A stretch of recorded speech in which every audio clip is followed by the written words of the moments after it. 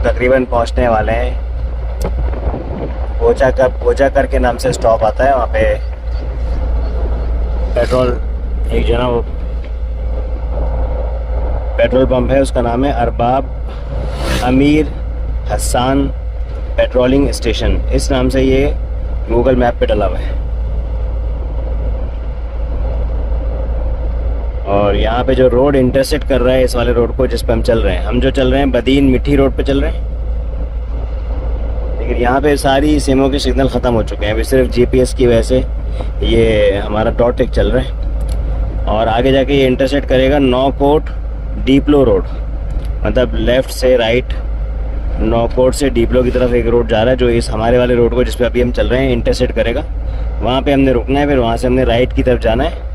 और जो वहाँ पे हमारे गाइड है उसने जगह बताई है हमको कंडारो सुमरो। तो वैसे तो वो रात से वहाँ पे आया हुआ था, लेकिन हम लोग तकरीबन 3 घंटे जो ना वो लेट है, 3 साढ़े 3 घंटे हम लोग लेट हैं। तो वो शायद वापस चला गया। उसने बोला कि आप लोग वहाँ से राइट पे आ जाना कंडारो सुमरो की तरफ, हम लोग आपको आगे मिल जाएंगे।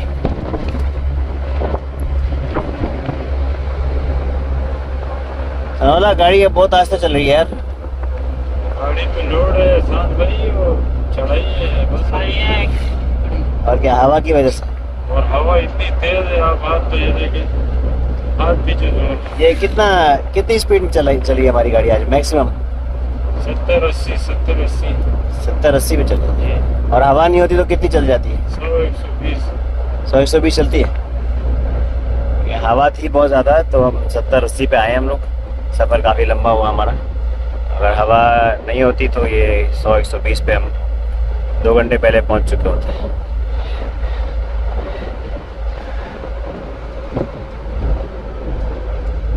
दिन चढ़ गया है, वहाँ पे लोग आना शुरू हो गए होंगे क्योंकि उन लोगों ने 10 बजे का टाइम दिया था।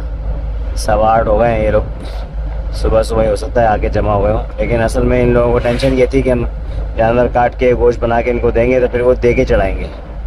मेरे हाल में 15 से 20 देगे बनेंगी वहाँ पे। तो मेरे हाल में 18 देगे तो बनेंगी। पहले मैंने जो है ना वो ये देखे घूम रहा है। पहले मैंने इनको गोश्त का अंदाज़ा बताया था 180 किलो। तो डेढ़िया गोश्त डलता है उसके अंदर, चावल के अंदर। तो मैंने इनको बताया था कि आप 120 किलो चावल ले लें, 10-10 किलो की 12 देके बना लें। फिर जानवर हमने बड़े ले लिए इनके लिए। तो फिर मैंने उनको बोला कि गोश्त होगा आपके पास तकरीबन 240 किलो। उसके बाद फिर ये नहीं पता मुझे इन्होंने एडजस्ट किया है उसके देगे कितनी बढ़ाई कितनी नहीं बढ़ाई। बहरहाल उसके बाद फिर हमारा पहले इरादा ये था कि हम वहाँ से गोश्त बना के और सितारा हिलाल सर्विस के अंदर गोश्त रखवा देंगे सुबह 5 बजे की गाड़ी के अंदर। इन लोगों को यहाँ पे मिल जाएगा। तो लेकिन फिर हमारा खुद यहाँ पे आने का इरादा हो गया। कसाई समेत शहजोर में जानवर सारा सामान और कसाई 10 कसाई है। हम सब लोग जो है ना रात को निकल आए कि वहीं जाके काटेंगे, वहाँ मज़ा आएगा। और कुर्बानी के अंदर वहाँ के लोगों को शामिल भी करेंगे। तो फिर जब इतना लंबा प्रोग्राम बन रहा था मैंने कहा एक जानवर और डाल दो उसके अंदर। मैंने कल ही ख़रीदा था एक दोस्त से, उन्होंने ख़रीदा था बेचने के लिए, लेकिन उनका फंस गया था, उनके पास उनको टाइम नहीं मिला, तो वो भी बेचारे परेशान थे। तो मैंने कहा आप मुझे दे दो। तो मैंने उनसे वो ले लिया। 3 जानवर हम लोग लेकर आए। अभी शुरू में 2 काट कर इनको दे देंगे ताकि अपनी बिरयानी बनाएं। फिर एक जो है ना हम उस वक्त काटेंगे जब यहाँ पे फुल जो है ना रश होगा। मेरे हाल में 30-35 गाँव से लोगों को इन्होंने बुलाया। 300 से ज़्यादा लोग यहाँ पे एक्सपेक्टेड हैं। एक अंदाज़ा उससे ज़्यादा ही होंगे बल्कि। जब फुल रश होगा, पीक अटेंडेंस होगी, उस वक्त इंशाल्लाह मैं सबको दुआ पढ़ा के कुछ फ़ज़ाइल बयान करके फिर ये जानवर जो है ना काटूँगा इंशाल्लाह। अकबर भाई तो शायद नहीं पहुँचेंगे। अकबर भाई तो 7 बजे सुबह 8-7 या 8 बजे निकले होंगे, तो वो लोग 12-1 बजे पहुँचेंगे। लेकिन हम लोग इंशाल्लाह ये सारा काम कर लेंगे। तो अभी मंजिल हमारी तकरीबन आने वाली है।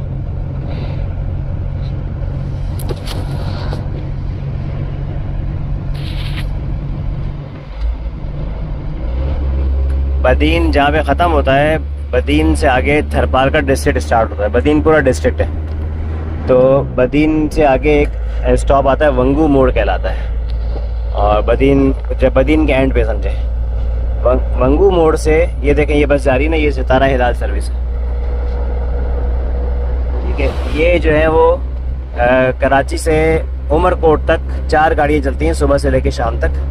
सुबह 5 बजे पहली गाड़ी चलती है, उसके बाद फिर 2-2, 3-3 घंटे के वक्फे से चलती है और इनका फिक्स टाइम होता है। चाहे तो ये बदीन, कोलाची, मिट्टी सब होते हुए वहाँ तक उमरकोट तक जाती है। एक और गाड़ी जो है उमरकोट तक जाती है, वो फिर वहाँ से होके जाती है हैदराबाद से और मीरपुर खास से होती भी जाती है। ये देखें ये चढ़ाइयाँ कैसी हैं, थोड़ा जूम करके दिखाता हूँ।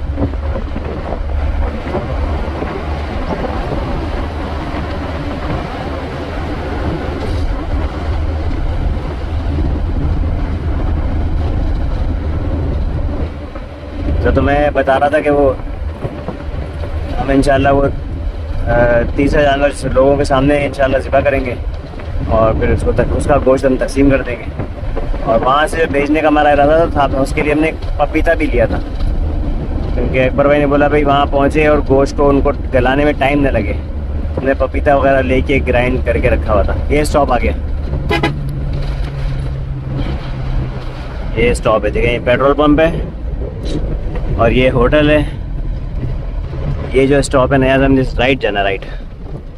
अंदर आएगा कोई? यहाँ पे देखिए बंदा कोई अगर हो तो ये खड़े हुए हैं शायद। ये जो है ना वो कहलाता है, फटाफट इसके गाना जो है वो करेंगे। अच्छा जी, ये हम लेफ्ट को मुड़ रहे हैं यहाँ से। ये भोजा कर का स्टॉप कहलाता है। भोजा कर है, ऐसे आज तक समझ में नहीं आया मुझे। ये पंप है यहाँ पे। ये वो मैं बता रहा था वंगू मोड़ से आगे 35 किलोमीटर है। और मैं ये बता रहा था आपको कि बदीन से आगे थरपारकर डिस्ट्रिक्ट जो है ना, ये होटल भी है, बिस्मिल्लाह होटल है, रेस्टोरेंट है, बड़ा अच्छा ये बना है, खूबसूरत। और तो वंगू मोड़ से आगे बदीन ख़त्म होने के बाद थरपारकर डिस्ट्रिक्ट के अंदर थर के बिल्कुल स्टार्टिंग में, लेकिन थर के पूरी सीनरी के साथ ये जो जगह है ना, ये भोजाकर का स्टॉप है। और हम जिस रोड पे जा रहे हैं ये नौकोट डीपलो रोड है। सीधे जाएंगे तो हम नौकोट पहुंच जाएंगे और पीछे की तरफ जाएंगे तो डीपलो पहुंच जाएंगे। 4 बजे को हाँ, ये बंदा हमारे 4 बजे से वेट कर रहा है, क्योंकि हमने बात है कि हम लोग वहाँ से निकलेंगे रात को 11-12 बजे निकलेंगे और 12 बजे निकलेंगे, यहाँ पे 5 बजे पहुँचेंगे। तो ये एहतियात से 1 घंटा पहले आ गए। लेकिन एक तो रास्ते में हवा बहुत, हमारी गाड़ी स्लो हुई है। दूसरा हम लोग 12 बजे निकल पाए, हम लोग वहाँ से निकले 2 बजे निकले, क्योंकि हमारे पास गाड़ी में जो जानवर था हम सोच रहे थे फोन पे खाना सुबह से निकाला हुआ था, वहाँ पे खाना बनाया और खाया और 2-3 काम निपटाने थे छोटे छोटे। हाँ, इन्होंने रास्ते में गाड़ी के टायर जो है ना बनवाए, पंचर था, स्पेयर व्हील जो है ना वो पंचर था, उसको बनवाया। और फिर हमको रश बहुत मिला ये प्रमोट वाली साइड पे अलादीन के सामने। ये वो असल में कौन सा वो है सिनेमा जो है ना, क्या नाम है सिनेमा का? ये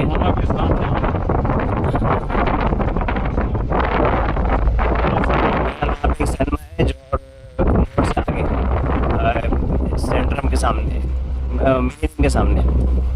तो वहाँ पर जो है वो बहुत रश था। मेरे को तकरीबन मैं 15 से 20 मिनट वहाँ फंसे रहे। अब तो मंजिल पे पहुँच गए इंशाल्लाह। अब जाके एक और मसला ये है कि जानवरों को चारा मैंने मंगवा लिया था, लेकिन वहाँ पे उनको मौका ही नहीं मिला उनको खिलाने का। कल सुबह रात में इन्होंने नहीं खाया। अब लाजमी खाना देना है, पहले अच्छी तरह खा लें, पानी पी लें, उसके बाद आधे घंटे का वक्फा कराएंगे। उसके बाद हम इंशाल्लाह स्टार्ट करेंगे और 2 घंटे में निपटा देंगे इसको। ये जो रोड है ये टूटा फूटा है और ऊपर नीचे है, लेकिन बहरहाल बिल्कुल कच्चा नहीं है, पक्का रोड है।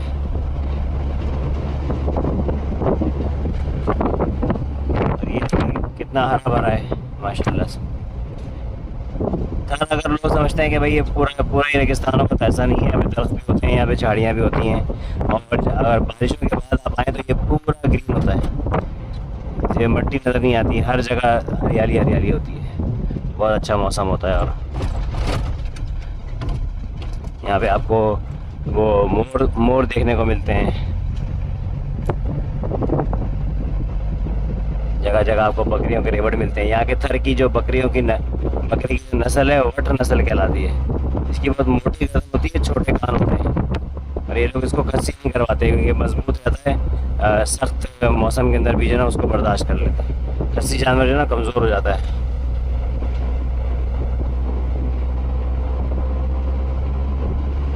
बाकी इनके पास काम धंधा कोई ख़ास तो नहीं है, बस ये बकरियां हैं, लकड़ियां काट के बेचते हैं। कुछ लोगों ने मुर्गियां पाली होती हैं, वो बेच देते हैं। पानी का सिस्टम यहाँ पे पहले तो बहुत दूर दूर से लोग पानी लेकर आते थे। अब ये है कि पूरे थर के अंदर अल खिदमत ने बहुत बड़े पैमाने पे, और इसके अलावा बहुत सारी NGOs ने काफ़ी बड़े पैमाने पे जो ना यहाँ पे वो पानी के बोर लगाए हुए हैं, पंप लगाए हुए हैं। लेकिन उनमें एक मसला है, वो बोर सूख जाते हैं, उनकी मेंटेनेंस नहीं हो पाती, तो अच्छा खासा पैसा ज़ाया हो जाता है लोगों का। तो लेकिन हमारे एक बार फारूकी भाई हैं, इनकी वेलफेयर ऑर्गेनाइजेशन है CFW के नाम से, इन्होंने गवर्नमेंट से एक पूरा RO प्लांट उसका NOC लेके उसको मतलब ये कि उसको ऑपरेट करते हैं अपने फंड्स के पैसों से, और उस प्लांट में इतना पानी बनता है मीठा पानी के 160 गाँव में पानी मीठा पानी सप्लाई करते हैं। 160 गाँव के अंदर कुएं खुदवाए हुए हैं, और यहाँ पे एक अपना ट्रक खरीदा हुआ है, और उस ट्रक में पानी लेके जाते हैं। 35 दिन का पूरा ट्रिप होता है एक ट्रक का। 35 दिन में वो पूरे 160 गाँव पूरे करता है, मतलब एक दिन में तकरीबन 4 गाँव में कवर करता है पानी लेके जाना, और इस टेरेन के अंदर पानी दूर दूर तक पहुंचाना। बहुत बड़ा साहब का काम कर रहे हैं, अल्लाह ताला उनको इसका अजर दे। इसके लिए बेशुमार फंड्स की ज़रूरत होती है। मुझे उन्होंने कुछ बताया था कि कितने लाख रुपए का फ्यूल लगता है ट्रक के से पानी लेके जाने में, और इसके अलावा जो प्लांट की मेंटेनेंस है वो अलग है। लेकर आया मैं तो 4-5 ट्रिप यहाँ पे कर चुका हूँ, तो उनको भी दिखाएंगे इंशाल्लाह यहाँ पे किस तरीके से काम कर रहे हैं अकबर भाई। इसके अलावा अच्छा फंड्स की कमी की वजह से अकबर भाई ने यहाँ पे तकरीबन एक जगह 12.5 एकड़ की उसके ऊपर मोरिंगा की प्लांटेशन की है। मोरिंगा जो है ना सुहाजना को बोलते हैं। सुहाजना की फली जो है खाई जाती है पंजाब में ख़ास तौर पे, सिंध में भी खाई जाती है। मोरिंगा का जो पाउडर है, पत्तों का पाउडर, इसका दुनिया का नंबर 1 सुपर फूड है, और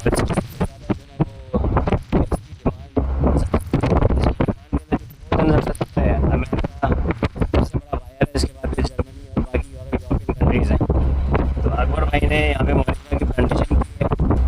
1 लाख मेरी लास्ट रिपोर्ट के मुताबिक 1.5 लाख पौधे वो लगा चुके थे, और मजीद भी लगा रहे हैं। 3 महीने बाद इसका पौधा जो है ना वो जो है ना उसके पत्ते आप तोड़ सकते हैं। फिर पत्तों को तोड़ने के बाद सुखाना होता है। सुबह जो है ना वो हल्की सुबह इसको पहले 3 पानियों से धोते हैं।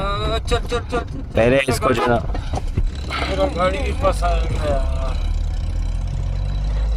अच्छा पहले जो है ना इसको धोते हैं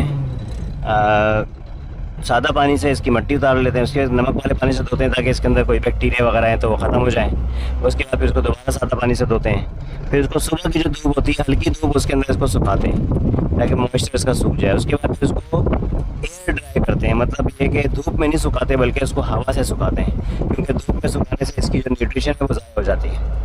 फिर पत्तों की सिलेक्शन भी बड़ी होती है कि इसके अंदर सिर्फ ग्रीन पत्ते इस्तेमाल होते हैं, येलो पत्ते इस्तेमाल नहीं होते। और जो ना वो इसको इतना ड्राई करना होता है कि इसमें मॉइस्चर ना रहे।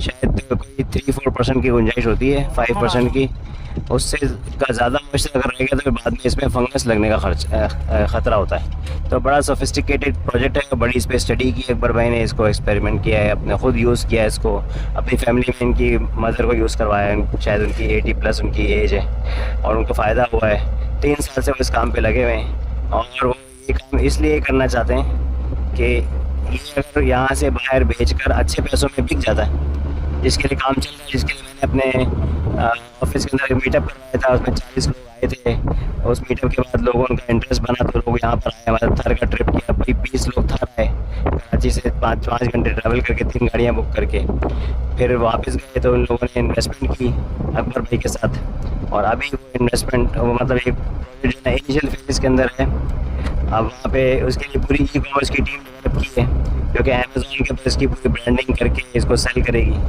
और कोशिश ये है कि हम जो टॉप सेलर्स के अंदर आ जाएं, क्योंकि हमारे पास ज़मीन बहुत है यहाँ पे और लेबर बहुत है, और सस्ती ज़मीन है, सस्ती लेबर है, और ये सारे प्रोसेस हमने कर लिए हैं। तो आप लोग अगर सुन रहे हैं तो इसके अंदर एज एन इन्वेस्टर पार्टिसिपेट भी कर सकते हैं। और अगर आप लोग आउटसाइड हैं, यूएस के अंदर हैं, वहाँ पे इसको सेल करने में भी हमें हेल्प कर सकते हैं।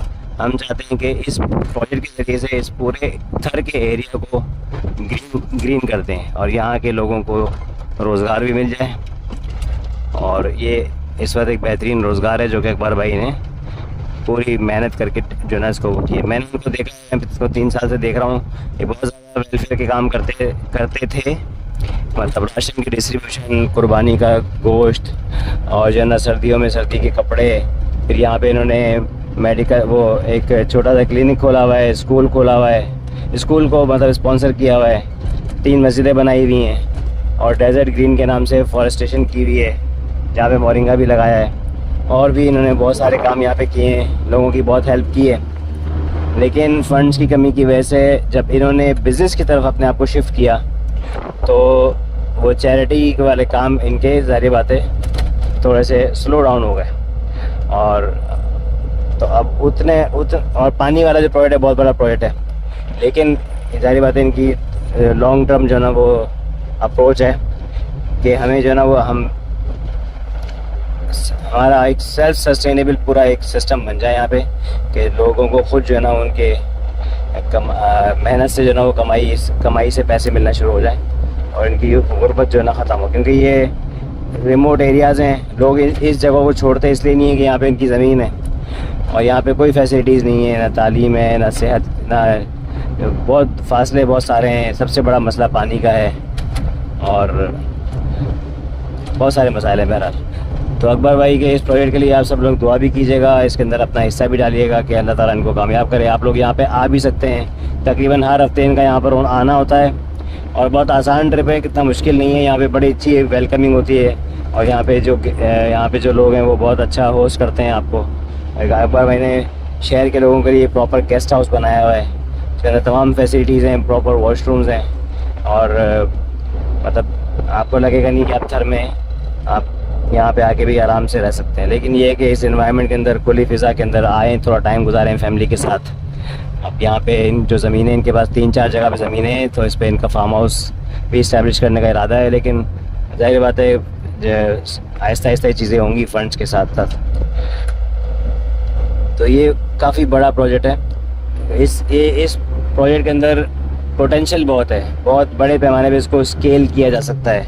और अकबर भाई फोकस्ड हैं, डायरेक्शन उनकी बिल्कुल सही है अल्हम्दुलिल्लाह। और उनको साथ मशवरा देने के लिए, उनको हेल्प करने के लिए, मोटिवेट करने के लिए हम लोग उनके साथ शामिल हैं। और इन्वेस्टर हैं माशाल्लाह से। मैंने उनको मशवरा दिया था कि आप जो है ना वो इस प्रोजेक्ट को अपने तक लिमिटेड ना रखें, अपने क्लोज सर्कल तक लिमिटेड ना रखें, बल्कि इसको ओपन कर दें। और इसके लिए इसमें जितने ज़्यादा लोगों का रिस्क शामिल होता है उतनी बरकत आती है। उनको ये बात क्लिक कर गई और फिर उन्होंने इससे बैकआउट नहीं किया। थोड़ी मुश्किल हुई शुरू में हमको इन्वेस्टर जमा करने में, लेकिन फिर उन्होंने इससे बैकआउट नहीं किया। और अब हमें नज़र आ रहा है इसका फ़ायदा कि इतने सारे इन्वेस्टर्स अल्हम्दुलिल्लाह हमारे साथ ऑन बोर्ड हैं कि अभी तो हमें $33,000 की इन्वेस्टमेंट चाहिए थी एक कंटेनर भेजने के लिए। लेकिन जो हमने क्या शर्त ये लगाई थी कि हम एक इन्वेस्टर से सिर्फ $1,000 ही लेंगे। और कुछ इन्वेस्टर्स को हमने फैसिलिटेट किया था कि वो $200 भी डाल के जो ना इन्वेस्टर के तौर पे आ सकते हैं। तो इससे हुआ ये कि एक बहुत बड़ा इन्वेस्टर्स का पूल हमारे पास जमा हो गया। आगे हमें एक कंटेनर की जगह 4 कंटेनर भेजने पड़ गए अगर, जो कि पोटेंशियल है। अभी जो इसकी प्रोडक्शन है ज़मीन की, इतनी प्रोडक्शन है कि ये 3 कंटेनर का माल हर महीने यहाँ से जा सकता है। पत्ते सुखा के, उसका पाउडर बना के, पाउडर को कैप्सूल में भर के, कैप्सूल को बोतलों में डाल के 60 कैप्सूल्स का बोतल बनेगा, 500 मिलीग्राम का कैप्सूल बनेगा। उसका जो कवर होगा वो राइस का, वो क्या कहते हैं उसका होगा। और जो है ना उसके अंदर मतलब बेहतरीन न्यूट्रिशन है, बहुत सारी बीमारियों की जो है ना शिफा है। और बहुत ताकतवर चीज़ है, तो दर्दों में काम आती है, एनर्जी के लिए काम आती है। सुपर फूड है, सुपर फूड आप समझ सकते हैं सुपर फूड के जो फंक्शंस होते हैं। तो इसका बहुत पोटेंशियल है। लोकली अभी हम काम नहीं कर रहे क्योंकि हमने शुरू में हमने इसको बिल्कुल बिजनेस पॉइंट ऑफ व्यू से प्रॉफिट के नुक्ते नज़र से देख के इसको प्रोडक्ट को बढ़ाना है। उसके बाद फिर इंशाल्लाह लोकल भी देख लेंगे। तो ये अच्छा, इसके अलावा यहाँ पे और भी बहुत सारे प्रोजेक्ट्स की फिजिबिलिटीज़ जो ना बनाई जा सकती हैं प्रॉफिटेबल। एक तो लाइव स्टॉक का काम है यहाँ पे, और दूसरा यहाँ पे एग्रीकल्चर का काम है। एग्रीकल्चर के लिए पानी चाहिए होता है, यहाँ पे बड़ा पानी है, एक्सेस पानी है इनके पास। वो इसलिए कि आरओ प्लांट का वेस्ट वाटर इनके पास बहुत सारा है। वो क्या नाम है, वेस्ट वाटर जो ना वो काफ़ी, इसका TDS लेवल काफ़ी हाई होता है, लेकिन बहरहाल उससे कुछ प्लांट्स की प्लांटेशन उससे हो सकती है। लाइव स्टॉक का मेन काम है। लाइव स्टॉक पे में आप यहाँ पे जो ना वो बछड़े भी पाल सकते हैं, छोटे छोटे बच्चे लेके और यहाँ पे छोड़ दें चराई के ऊपर।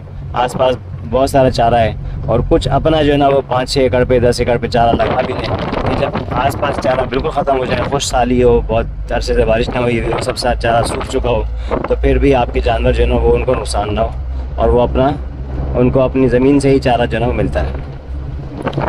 और बाकी इंशाल्लाह काफ़ी लंबी वीडियो हो गई, और अपडेट्स इंशाल्लाह आपको मिलती रहेंगी। अभी हम जा रहे हैं कुर्बानी करने के लिए। मैं शहर से 3 जानवर लेकर आया हूँ, और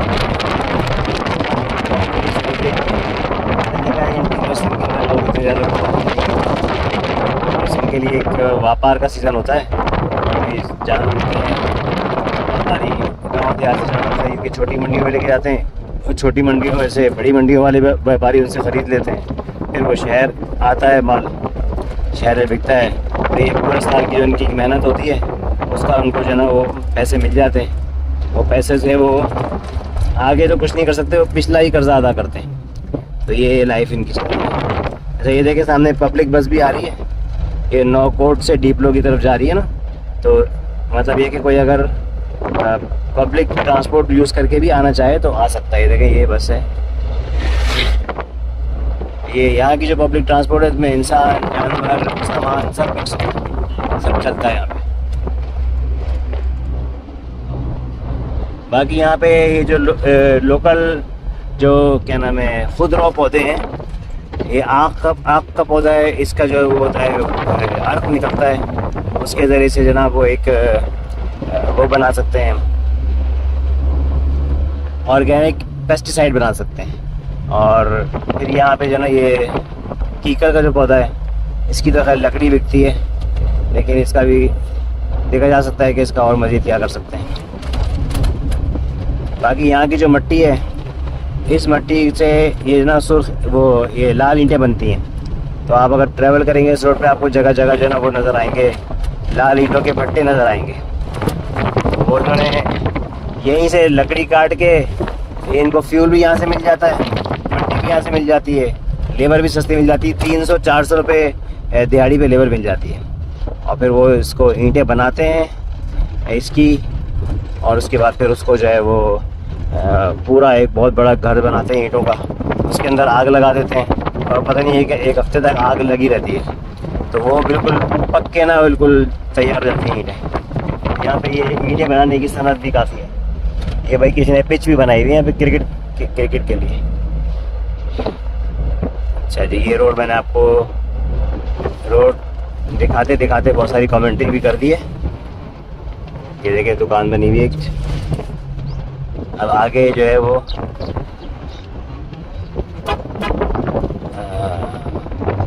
ये रेत है, रेत के पर बाइक थोड़ी स्लिप कर रही है आगे वाली। ये आगे वाली रेत हटा रहे हैं वो देखिए। तो यहाँ पे आपको रूरल एरियाज़ के अंदर जगह जगह कहीं ऐसा होता है कि लोग आपको ना रोडों की मरम्मत करते हुए नज़र आएंगे। लोगों रोडों की मरम्मत करते हुए नज़र आते हैं। तो यहाँ पे ट्रेंड ये होता है कि जो मरम्मत कर रहा हो उसको आप कुछ ना कुछ देते हुए जाएं। थोड़ा हल्का करना, आगे आओ, आगे आगे आगे।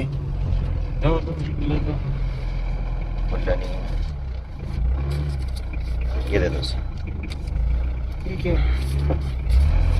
काम कर रहे हैं ना, ये जो है ना फी सबिलिल्लाह काम कर रहे हैं, तो बस ये जो भी राहगीर होते हैं तो वो इनको जो है ना वो कुछ ना कुछ खर्ची देते हुए चले जाते हैं। तो ये मैंने मेहर जबल के अंदर भी बहुत देखा है। मेहर जबल की जो पहाड़ी है उसके ऊपर जो रोड है, वो रोड के ऊपर जो है वो जब जाते हैं तो जगह जगह से टूटा हुआ है बारिश की वजह से, उसको दोबारा रिपेयर नहीं करवाया। तो वहाँ पे एक बंदा है, वो पत्थर जो है ना वो लगाता रहता है और रोड को सीधा करता रहता है। तो ये मैंने दो तीन जगह ही देखा है।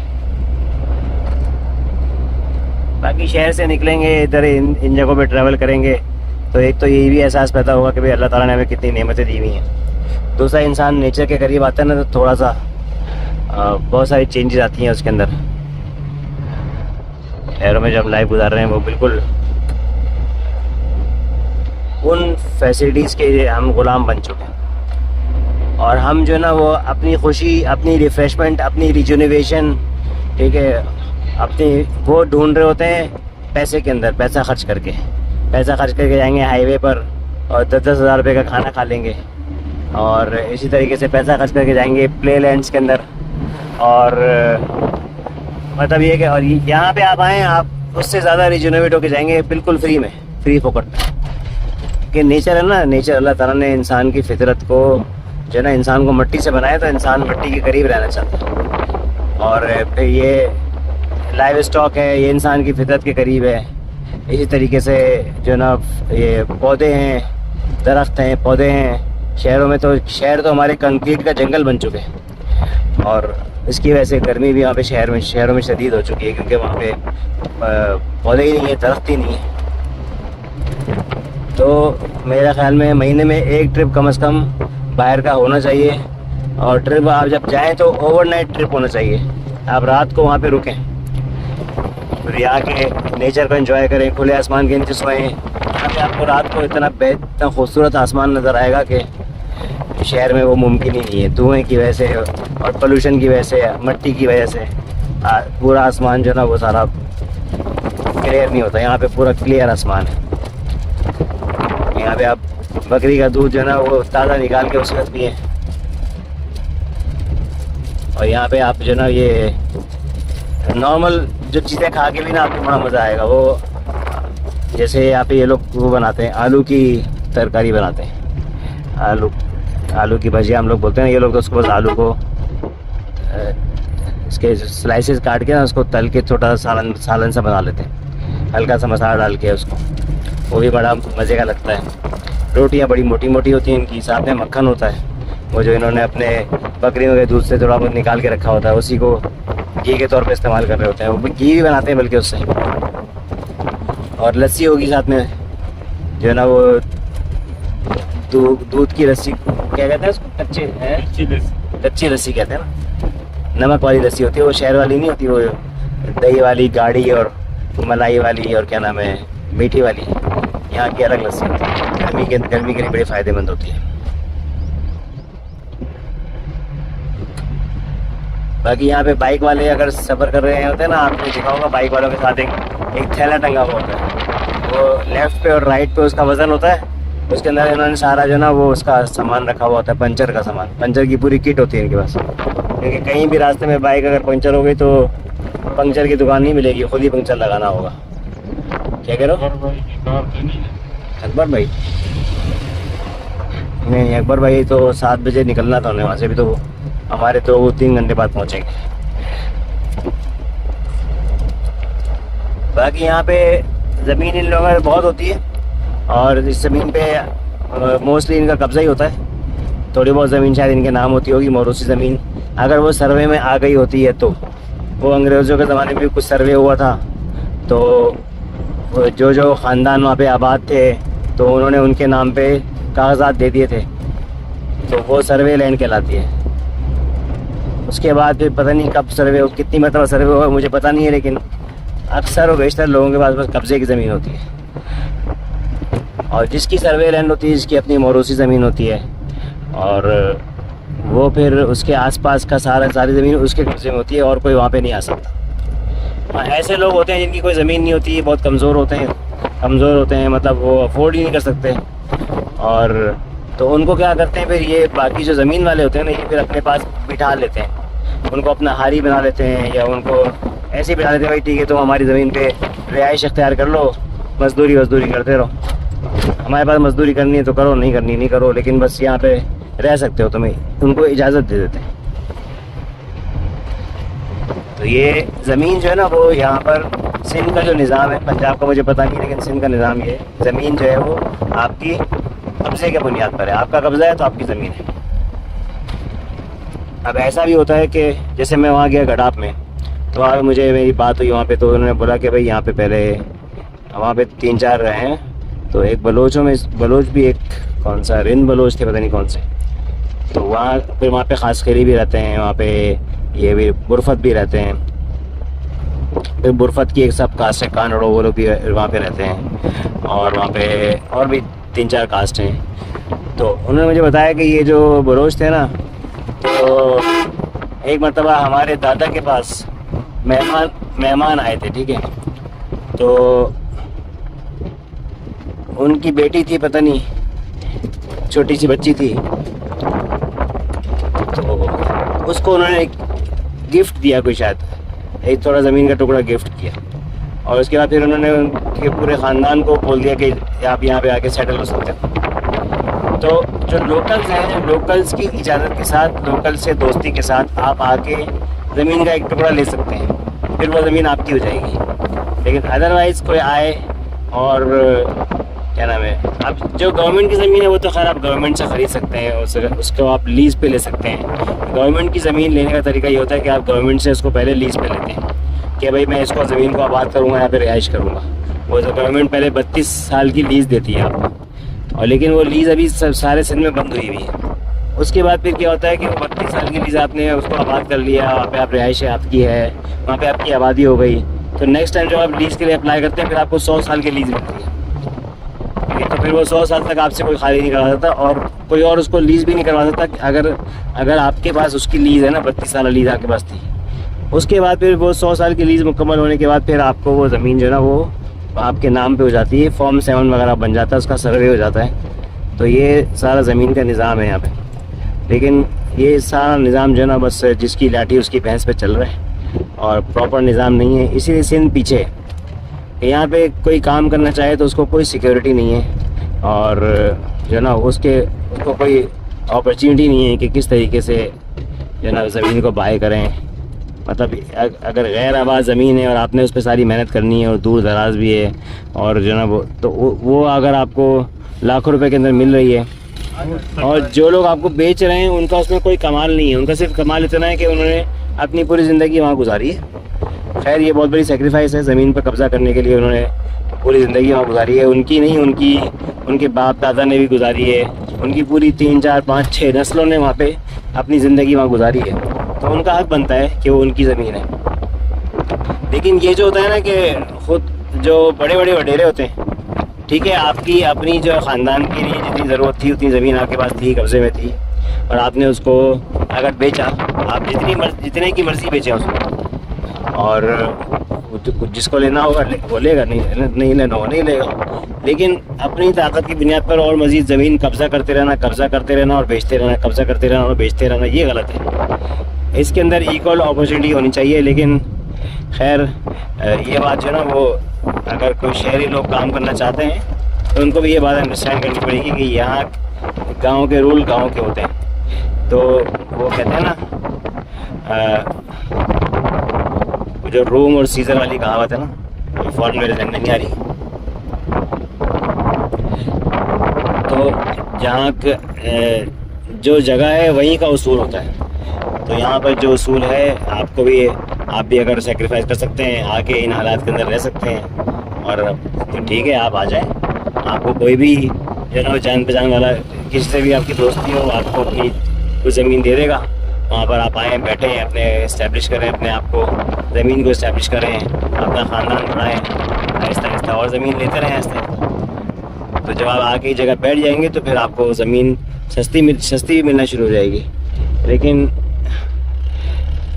ये अच्छा, मैं वो ये बता रहा था कि गडाप के अंदर मैंने देखा है कि गडाप के अंदर लोग बेतहाशा ज़मीनें बेच रहे हैं। मैं उनसे पूछता हूँ भाई आप ये ज़मीनें बेच रहे हैं तो आपको फ़िक्र नहीं है कि ये ज़मीन आपकी ख़त्म हो जाएगी, ये क्या होगा? वो बोलते हैं हमारे पास बहुत ज़मीन है। मतलब बहुत ज़मीन का मतलब है कि अनलिमिटेड है, ये ख़त्म होगी तो और आ जाएगी।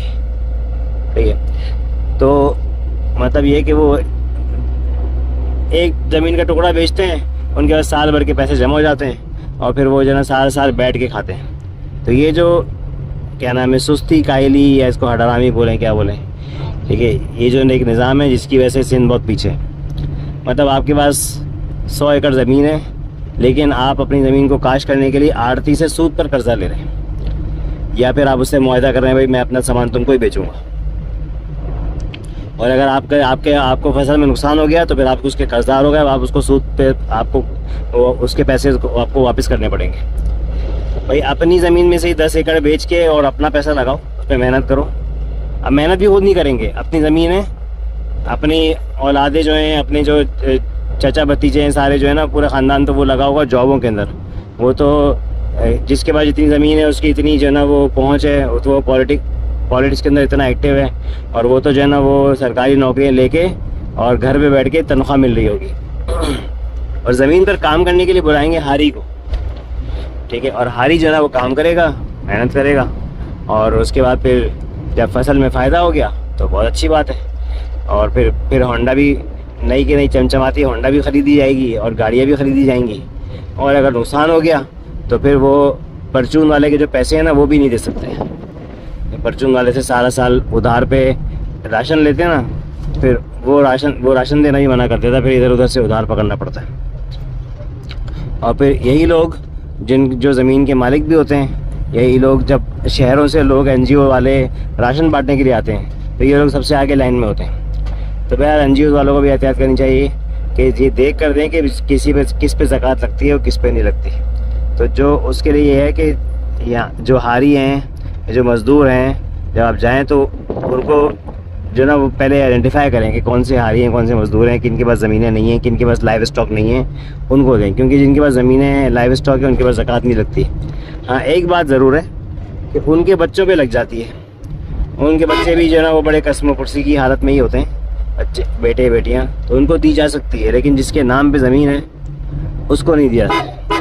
तो बहरहाल ये सारे बहुत सारी टेक्निकल चीज़ें हैं, यहाँ पे आते आते चीज़ें हैं जो ना मुझे ये अभी तो खैर मैंने जो रिकॉर्डिंग की है 1 घंटे की और भी रिकॉर्डिंग में कर सकता हूँ, जो एक्सपीरियंसेस यहाँ पे मुझे हुए हैं। लेकिन बहरहाल अब ये मैं आ गया हूँ, ये है हमारा पॉइंट जहाँ पे हमने सारा जानवर काट के खाना बना के लोगों को खिलाना है, और यहाँ पर लोग जमा हैं अल्हम्दुलिल्लाह पहले से, लेकिन और भी आहिस्ता आहिस्ता आ जाएंगे। ठीक है जी, इस वाली वीडियो के लिए इतना ही। ये मुनव्वर भाई हैं। सलाम वालेकुम। मुनव्वर भाई बहुत माजरत, हम लोग लेट हो गए भाई, बहुत लेट हो गया। अभी जल्दी करेंगे इंशाल्लाह।